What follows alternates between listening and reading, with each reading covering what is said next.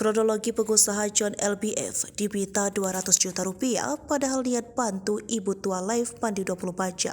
Pengusaha mualaf John LBF mendapat reaksi tak terduga saat mencoba menawari pekerjaan ke perempuan tua yang menyajikan konten mandi selama 24 jam di live TikTok.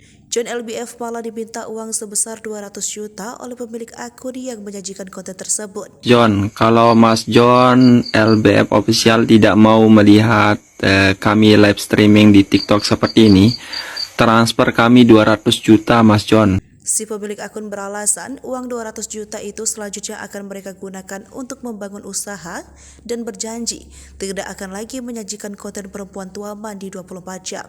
Hal ini bermula dari video live di akun TikTok Intan @komalasari92 yang menyajikan sorotan warganet. Sebab konten yang ditampilkan dalam akun tersebut dinilai tidak etis dan kurang lazim. Dalam siaran langsung, nampak ibu paruh baya itu melakukan aksi mengguyur dirinya sendiri dengan air yang berada di kolam kecil. Diduga ada sosok anak muda yang melatar belakangi konten tak layak tersebut dengan memanfaatkan ibu-ibu usia lanjut demi mendapatkan simpati publik.